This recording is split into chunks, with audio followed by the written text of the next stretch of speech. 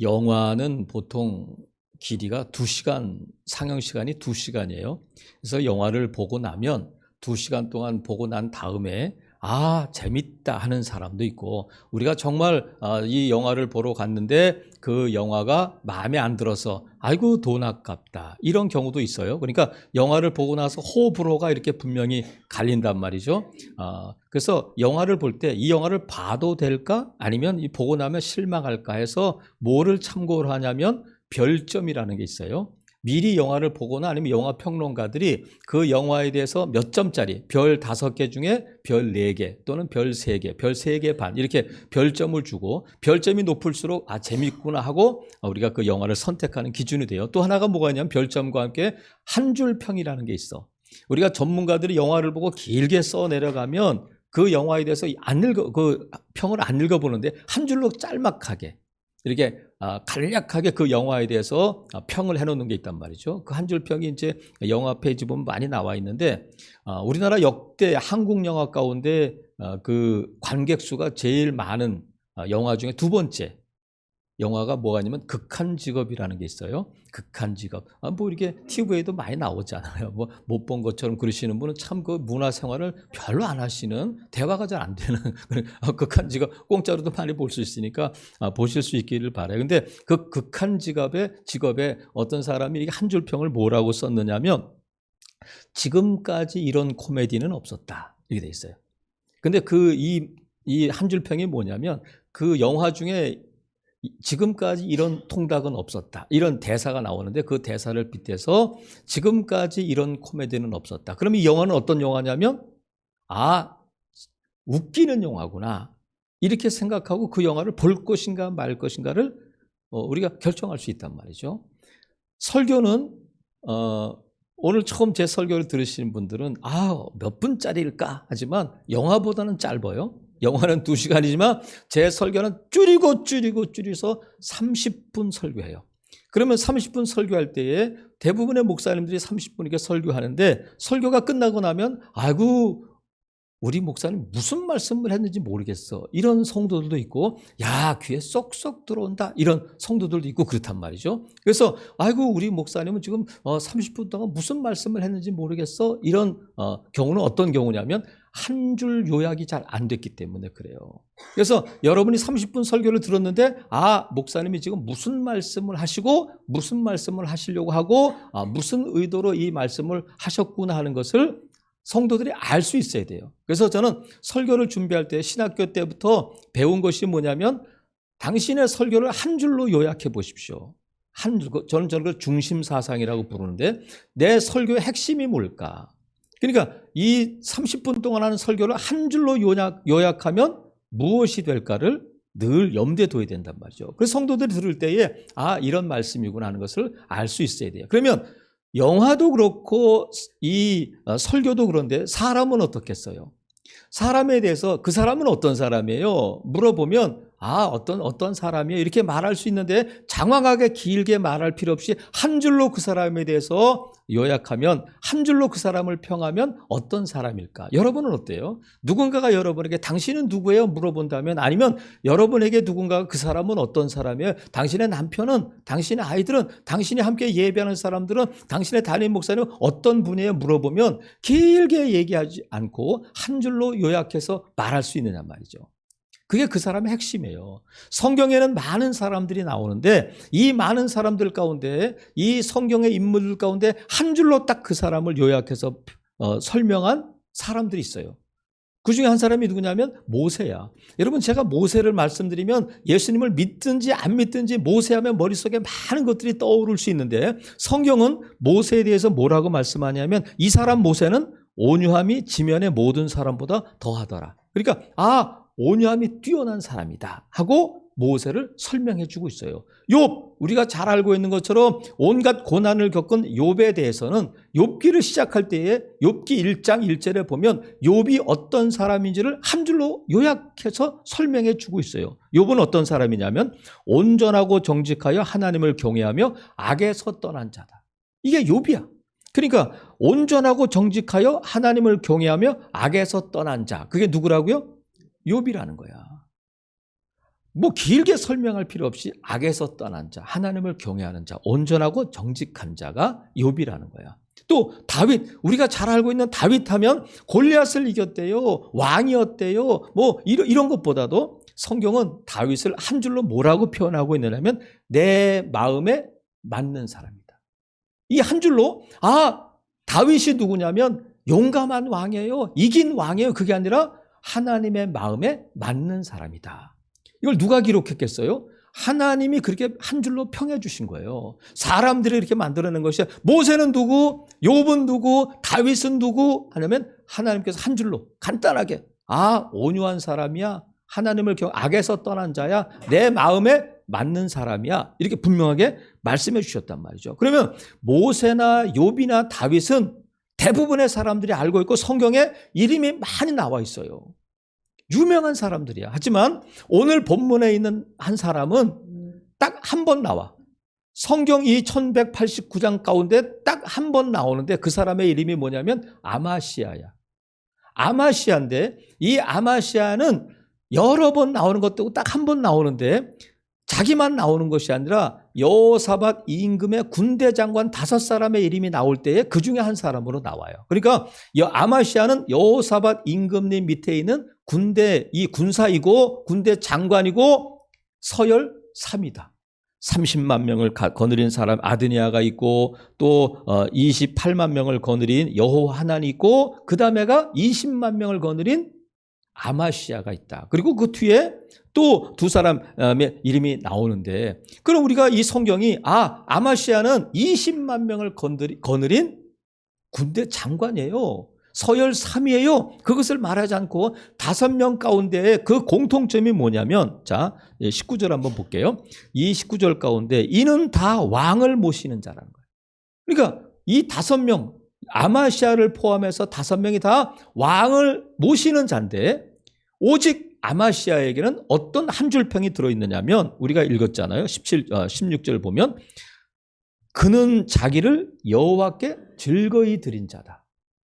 이런 인물평이 들어가 있어요. 그러면 이것을 누가 썼겠어요? 역대기를 기록한 저자가 이 사람을 만난 적이 있겠어요? 아니면 이 사람을 인터뷰했겠어요? 아니야, 하나님께서 아마시아는 누구냐면 자기를 여호와께 즐거이 드린 자야, 이렇게 기록하고 있단 말이죠. 그러면 지금 말씀 19절에 있는 것처럼 다 왕을 모시는 자야. 왕을 모시는 자면 임금님에게 충성하고 나라에 충성하고 자기를 임금님께 드리고 자기를 나라에 드려야 되잖아요. 그런데 나라에 바치거나 임금님께 자기를 드리지 않고 여호와께 드렸다는 거야.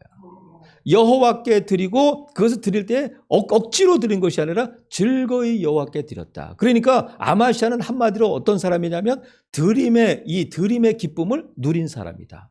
그래서 여호와 하나님께 드리는 것 자체가 기쁨이고 하나님께서 그 사람들에게 기쁨을 주신단 말이죠. 그럼 보세요.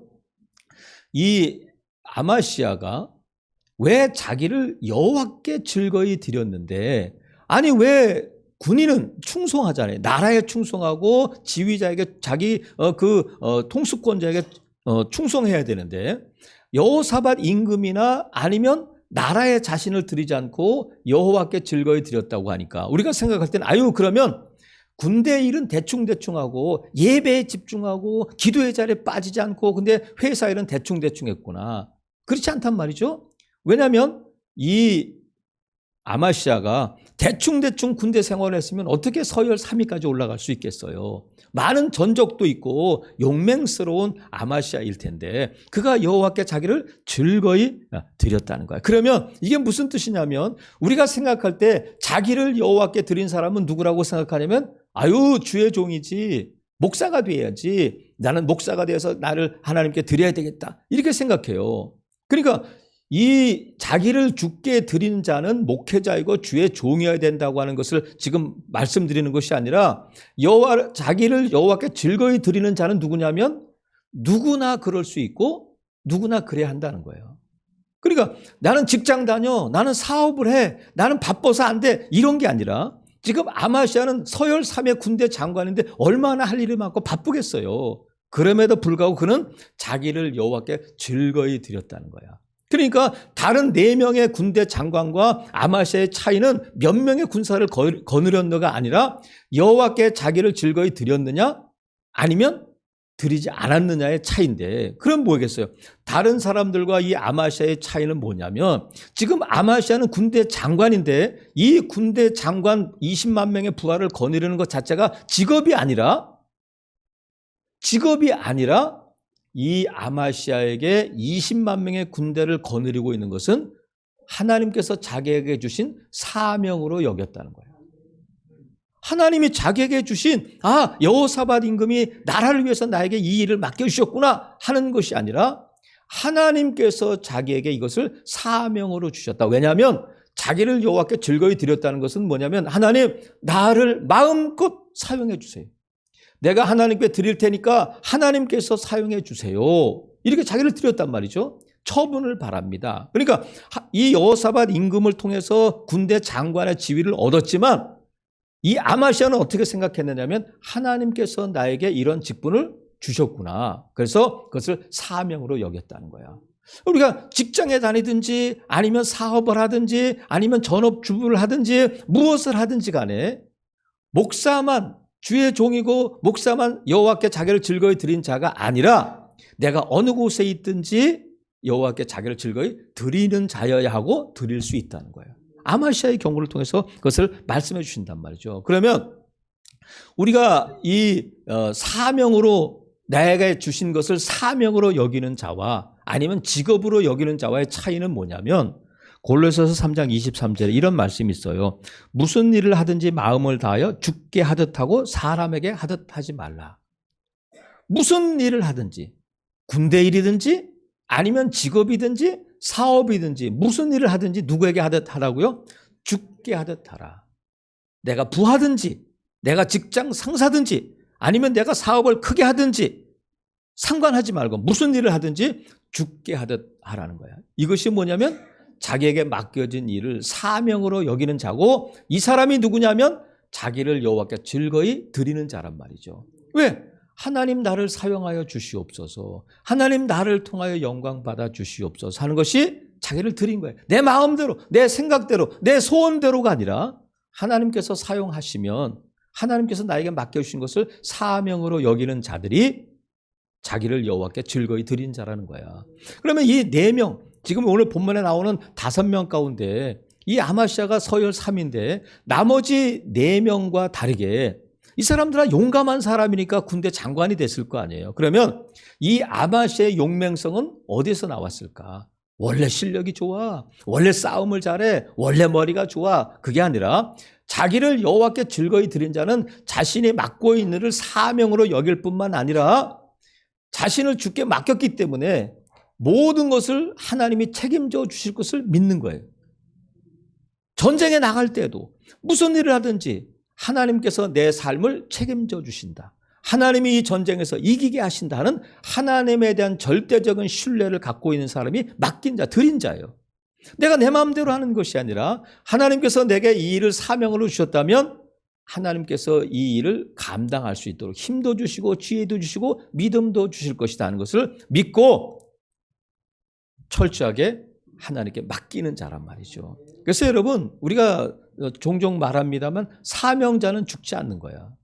사명자는. 그러니까 여러분이 지금 하나님 앞에 예배하든 아니면 집으로 돌아가서 집안일을 하든 내일 출근해서 사업을 하든 직장에 나가든지 간에 그 모든 일을 내가 돈을 벌기 위해서 먹고 살기 위해서 하는 일이 아니라 하나님이 나에게 맡겨주신 사명이라고 믿고 그 일을 감당하고 죽게 하듯 하면 하나님께서 여러분의 삶을, 미래를 책임져 주실 줄로 믿습니다. 이게 하나님께 기꺼이 자기를 드린 자의 모습이란 말이죠. 그런데 아마시아는 개인 한 사람이잖아요. 하나님께서 개인이 아닌 공동체, 한 민족에게 이 드림의 기쁨을 맛보게 하신 장면이 있어요. 그 누구냐면 공동체적으로 이 드림의 기쁨을 누린 사람들이 누구냐면 광야의 이스라엘 백성들이야. 하나님께서 애굽에서 출애굽시키신 다음에 이스라엘 백성들에게 사명을 주셨는데 오직 한 가지 사명, 그게 뭐냐면 성막을 만들어라. 그래서 사명을 주셨어요. 하나님께서 이스라엘 백성들에게 성막을 지으라고 말씀하시면서 어떻게 만들어야 돼? 무엇으로 만들어야 돼? 모양은 이렇게 해야 돼? 이것의 사용도는 어떻게? 자세하게 말씀해 주셨어요. 근데 그들에게 성막을 지으라고 하시면서 광야에서 공장이 있어요. 농토가 있어요. 아무것도 없는 데잖아요. 근데 하나님께서 이 모든 것들을 모양을 기능을 다 말씀하셨지만 재료는 주시지 않았어. 만들라는 거예요. 근데 백성들이 아니 청색실, 금 뭐 이런 걸 다 뭘로 만들어요? 근데 출애굽기에 보면 백성들이 기쁘게 하나님께 드렸다는 거예요. 하나님께 기쁜 마음으로 이 일을 드렸는데 백성들이 아침에도 가져오고 저녁에도 실을 가져오고 금을 가져오고 하다 보니까 이 성막을 짓는 일을 맡은 사람들이 모세에게 건의를 했어요. 뭐라고 건의했느냐면 모세 사람들이 너무 이렇게 많은 걸 갖고 오니까 일을 못 하겠어요. 아니 성막을 이렇게 만들고 뭐 이게 말뚝을 만들고 막 해야 되는데 사람들이 계속 몰려오니까 이걸 만들 수가 없어요. 그랬더니 모세가 백성들에게 뭐라고 말하냐면 이제 그만 가져와라. 이제 그만 가져와라. 해가지고 백성들이 가져오는 것을 멈췄는데 그래서 어떻게 됐느냐면 출애굽기 36장 7절에 보면 있는 재료가 모든 일을 하기에 넉넉하여 남음이 있더라. 이렇게 돼 있어요. 성막을 만들고 남았다는 거예요. 어떻게 그 일이 가능했냐면 기쁜 마음으로 하나님께 드린 자들로 통해서 이 성막이 지어졌다는 거야. 그럼 여러분 보세요. 이스라엘 백성들이 지금 광야에 있는데 이스라엘 백성들이 금을 드렸어요. 청색, 홍색, 실 뭐 이렇게 귀중한 것들을 드렸어요. 그건 그것들이 어디서 났을까? 이스라엘 백성들은 노예였잖아요. 재산이 없잖아요. 이런 귀한 것들을 가질 수가 없어요. 근데 그들 가운데 뭐가 있었냐면 하나님께서 성막을 지을 때 덮개를 3중으로 하되 맨 겉에가 뭐로 덮었냐면 해달의 가죽으로 덮어라 이렇게 있어요. 해달의 가죽. 여러분 해달은 자 이제 문제를 낼 거예요. 해달은 1번 산에서 산다. 2번 들에서 산다. 3번 바다에서 산다. 몇 번이에요? 해가 들어가니까 산에서 살지 산달은 아니죠. 그러니까 해달은 바다에서 사는데 지금 이스라엘 백성은 어디 있느냐면 광야에 있어. 이 해달의 가죽을 쉽게 구할 수가 없어요. 그런데 해달의 가죽으로 덮으라는 거예요. 성막을. 어떤 목사님이 그러시더라고요. 설교하면서 하나님이 말씀하시면 하나님께서 주실 때에 못 주실 것이 뭐 있느냐 하시면서 해달의 가죽을 기적적인 방법으로 주셨다 그렇게 하시더라고요. 근데 여러분 그것이 아니라 이 해달의 가죽은 어디서 났냐면 애굽 사람들이 준 거야. 이스라엘 백성들 출애굽할 때에 10가지 재앙 가운데 장자의 죽음을 경험한 애굽 사람들이 빨리 이스라엘 백성들 보내세요. 빨리 가세요 하면서 이스라엘 백성들 적어주세요. 저 금 놔줘요 하면 가져가 하면서 애굽 사람들이 이스라엘 백성들에게 준 거야. 금도 주고 해달의 가죽도 주고 청색 실도 주고 다 줬단 말이죠. 근데 이미 하나님께서 이스라엘 백성들에게 뭘 약속하셨냐면 너희가 애굽에서 나올 때에 큰 재물을 갖고 나오게 될 것이다. 이 말씀하셨어요. 그래서 지금 현재 광야에서 이스라엘 백성들이 갖고 있는 금이든 돈이든 그것이 해달의 가죽이든 어디서 난 거냐면 애굽 사람들로부터 취한 것인데 그것은 결국 누가 준 거냐면 하나님이 주신 거예요. 그러니까 광야에서 이스라엘 백성들이 갖고 있고 누리고 있는 것은 다 누구 거냐면 하나님의 거야. 하나님의 것이야. 그러니까 이것을 기억해야 되는데 자꾸 사람들이 이걸 잊어먹는 거예요. 내가 했잖아요. 내가 벌었잖아요. 내가 뼈 빠지게 했잖아요. 내가 적금 들었잖아요. 내가 주식 투자했잖아요 하면서 자기 거라고 말하는데 여러분 하나님 분명히 말씀하셨어. 우리 장로님 기도하신 것처럼 내가 너를 지명하여 불렀다. 그래서 너는 내 거야 이렇게 말씀합니다. 넌 내 거라는 거야. 그러면 우리가 어떻게 하나님의 것이 되었고 하나님의 소유가 되었느냐면 우리는 원래 하나님의 소유가 아니었어요. 우리는 사탄의 소유였고 사탄이 이끄는 대로 다니는 자였고 죄의 노예였어요. 그런데 하나님께서 우리를 이 죄로부터 구속하시기 위해서 독생자 예수 그리스도를 이 땅에 보내셨고 예수님이 십자가에 달리시는데 예수님이 십자가에 달리신 것을 히브리서는 어떻게 표현하고 있느냐면 흠없는 자기를 하나님께 드렸다는 거예요. 예수님께서 하나님께서 독생자를 보내셨고 이 독생자 예수 그리스도는 자기를 하나님께 드림으로 말미암아 그 피로 저와 여러분이 살아났다. 그래서 저와 여러분이 예수님의 피로 값주고 산 하나님의 소유가 된 거예요. 우리는 하나님의 소유가 아니었는데 하나님께서 예수님을 십자가에 못 박고 예수님께서 자기를 흠없는 자기를 하나님 앞에 드림으로 말미암아 저와 여러분이 하나님의 소유가 된 거예요. 그래서 너희를 내가 피로 값주고 샀으니까 너희는 내 것이다. 이렇게 말씀해 주신단 말이죠. 이거 잊으면 안 돼. 저와 여러분은 누구의 소유라고요? 하나님의 소유야. 마땅히 하나님께 드려야 함에도 불구하고 우리가 그것을 자꾸 까먹게 되니까 하나님이 이 기쁨, 드림의 기쁨을 주시기 위해서 우리에게 약속을 주셨어요. 어떤 약속하셨냐면 너희가 나를 시험해봐라. 여러분, 선생님이 학생을 시험 치르게 할 수는 있지만 학생이 선생님을 시험 치르면 안 되잖아요. 근데 천지를 지으신 하나님께서 피조물인 우리에게 하나님을 시험해 보라는 거야. 유일하게 하나님을 시험해 볼 수 있는 방법을 주셨는데 그것이 뭐냐면 하나님께 드리는 거야. 뭘 드리냐면 하나님께서 이렇게 말씀해 주셨어요. 야, 너 아들 드려. 너 가진 거 다 줘봐. 이렇게 말씀하시지 않았어요? 뭐를 드리라고 말씀하셨냐면 온전한 11조를 드려라. 이렇게 말씀하셨어요. 온전한 11조. 제가 지금 이렇게 11조 얘기하는 거 벌써 얼굴들이 다 지금 이 명상에 안식에 들어가려고 하시는 분들이 있어요. 여러분 잘 들으시기를 바라요. 자, 하나님께서 이스라엘 백성들에게 온전한 11조를 드려라. 이렇게 나를 시험해봐. 뭘 시험하라고 말씀하시냐면 너희가 온전한 11조를 드릴 때 내가 너희에게 줄 것이 있다. 그것이 뭐냐면 하늘문을 열고 너희가 쌓을 것이 없도록 주지 않는지 시험해 보라는 거예요. 너희가 온전한 11조를 드리면 내가 하늘문을 열고 쌓을 것이 없도록 붙는지 안 붙는지 시험해 봐라. 무슨 뜻이에요? 너희가 온전한 11조를 드리면 내가 너희가 쌓을 것이 없도록 부어주겠다. 이 약속이거든요. 그러면 우리가 이 쌓을 곳이 없도록 쌓았을 때 그 기쁨이 어떻겠어요? 이 기쁨을 주시기 위해서 하나님이 말씀하시는 거야. 살아계시는 성도 여러분, 하나님께서 이 드림의 기쁨을 누리도록 하시기 위해서 우리에게 이 약속을 주신 거예요. 무슨 약속을 주셨냐면 온전한 11조를 드리면 내가 하늘문을 열고 부어줄 뿐만 아니라 너희를 막아주고 너희를 인도해주고 그 뒤에 보면 말라기 3장 12절에 보면 이런 말씀이 있어요. 모든 이방인들이 너희를 복되다 하리라.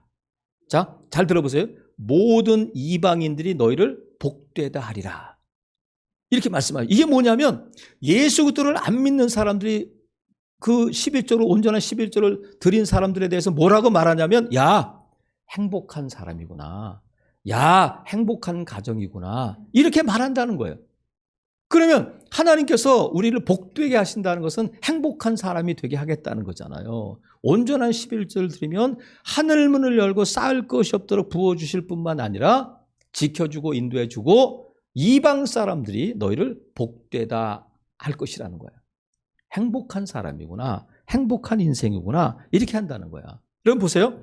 하늘문이 열리면 어떤 일이 있느냐면 야고보서 1장 17절을 보니까 온갖 좋은 은사와 온전한 선물이 다 위로부터 빛들의 아버지께로부터 내려온다.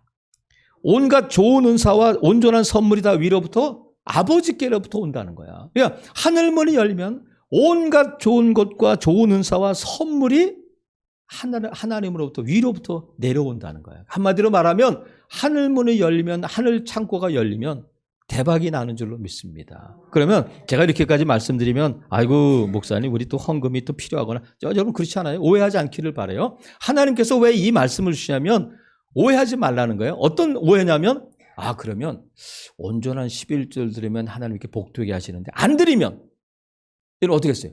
여러분 가슴에 찔려요? 안 드리면 저주받는구나. 안 드리면 망하는구나. 많은 분들이 그래요. 11조를 드렸더니 이렇게 복받고 11조를 안 드렸더니 병원에 가게 됐는데 병원비가 보니까 11조에 5배요. 막 이렇게 설교하시는 분들이 저는 이 본문의 의도는 그게 아니라고 봐요. 하나님께서 이 약속을 주신 이유는 뭐냐면 이 드림의 기쁨을 누리기 위함이지 저와 여러분을 겁줘가지고 막 한 푼에 더 뜯어내는 하나님이 아니시란 말이에요. 어떤 분이 이 본문을 가지고 그런 설교를 했는데 제목이 뭐냐면 참 가난하신 하나님 이렇게 했더라고요. 근데 아주 유명한 목사님이에요. 저하고는 비교도 안 될 정도로 유명한 목사님인데 그 목사님이 이 본문을 가지고 설교하시면서 말라기를 가지고 설명하시면서 제목을 참 가난하신 하나님 이렇게 했더라고요. 물론 그분의 의도가 있겠지만 저는 하나님께서 여러분이 헌금 안 하면 교회가 안 되고 하나님이 가난해지고 하나님이 새끼밥 못 먹으시 이런 하나님이 아니시잖아요. 그럼 왜 그런 말씀을 주시냐면 하나님 우리에게 자꾸 이 기쁨을 주시기를 원하시는 거예요. 하나님이 기쁨을 주시기를 원하시는데 그냥 주시는 것이 아니라 안 드리면 저주야, 안 드리면 망해, 너희들 11조 안 드리면 11조에 몇 배가 나가게 될 거 겁주기 위해서 하신 것이 아니라 하나님께서 우리에게 이 기쁨을 맛보도록 하기 위해서 이 말씀을 주시는 거예요. 믿으시면 아멘. 그래서 하나님께서 이 기쁨을 맛볼 수 있는 기회를 주시기를 원하셔요. 그래서 시편 34편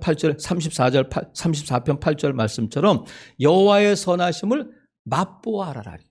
여호와의 선하심을 어떻게 하라고요? 맛봐봐.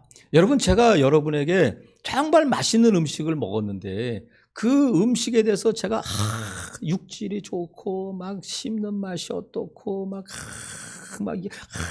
이렇게 얘기해봐야 먹어봐야 알아. 먹어봐야. 하나님은 여호와의 선하심을 맛보아 알기를 원하셔요. 근데 여호와의 선하심이 어디에 나타나면 드림의 기쁨이 있다는 거야. 이 기쁨을 누려라. 한번 맛봐라. 아이고 안 드리면 큰일 나겠다가 아니라 이 기쁨을 맛보고 누리도록 하시기 위해서 약속까지 주시고 하나님을 시험해봐라. 이렇게까지 말씀해 주신단 말이죠.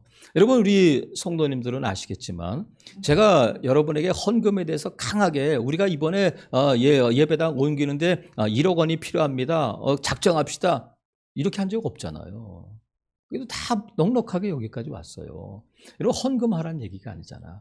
저는 제가 16년 목회하면서 딱 한 사람, 딱 한 가정에게 헌금 얘기했어요. 지금 딱 한 사람. 제가 개인적으로 신방과는 누구를 만나서 집사님 이렇게 헌금하면 좋겠어요. 근데 이렇게 헌금 안 하면 사업 안 되고 가정이 어려워질 게 그것을 해서 말씀드린 것이 아니라 하나님이 집사님에게 참 이렇게 복 주시기를 원하시는데 막혀있는 부분이 있다. 집사님 헌금을 이렇게 하면 열릴 것 같아요.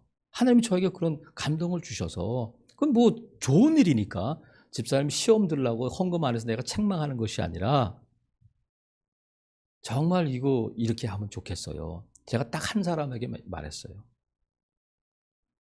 제가 이렇게 보면 이 집사님 이렇게 헌금 안 하다가 큰일 날 텐데 그런 마음은 안 가죠.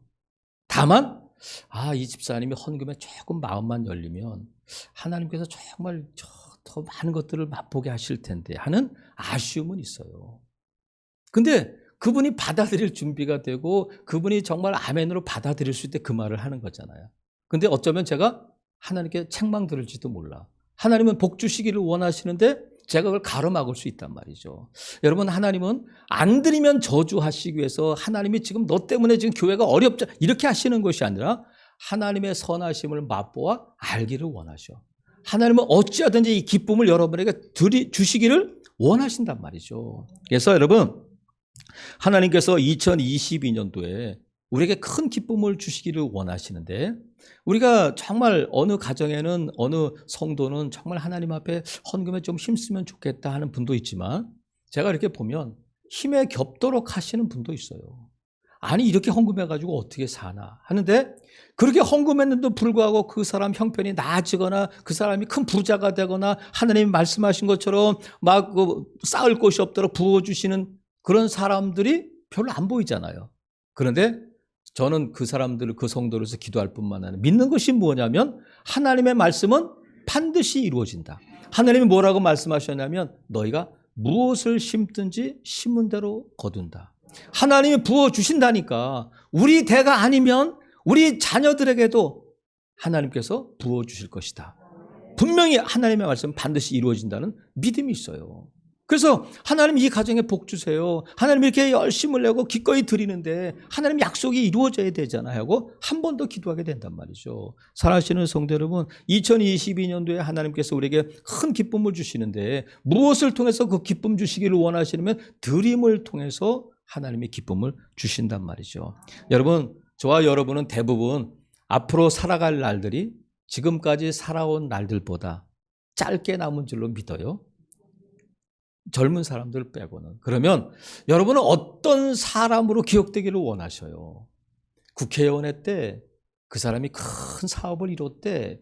뭐 이렇게 하지만 한 줄 평으로 딱 볼 때에 오늘 본문의 아마시아에 대해서 그가 얼마나 오래 살았는지, 어느 대학을 나왔는지, 자녀가 몇 명인지 모르지만 하나님께서 그를 한 줄로 평해 주셨는 뭐냐면 자기를 여호와께 즐거이 드린 자다. 여러분, 아마시아란 이름의 뜻이 뭐냐면 여호와께서 그의 가슴에 옮기신다 이런 뜻이야. 너무 이름 좋지 않아요? 여호와께서 그의 마음에 옮기신다는 거야. 하나님이 가슴에 품은 자가 누구냐면 아마시아다. 아마시아는 자기를 여호와께 즐거이 드리는 이 드림의 기쁨을 알고 드림의 기쁨을 누린 자였다는 거야. 사랑하시는 성도 여러분, 아마시아 대신에 여러분의 이름을 넣으면 여러분이 되는 거잖아요. 여러분 정말 열심히 살았고 치열하게 살았고 정말 자녀들을 위해서 희생했고 그런 한 줄 평도 좋지만 하나님께서 자기를 여호와께 즐거이 드린 자다. 이런 평을 듣고 이런 이름을 남기고 또한 이 땅에 사는 동안 하나님께서 저와 여러분을 위해서 주시기를 원하며 예비하신 이 드림의 기쁨을 누리는 복된 성도들 되시기를 주님의 이름으로 축복합니다. 아멘.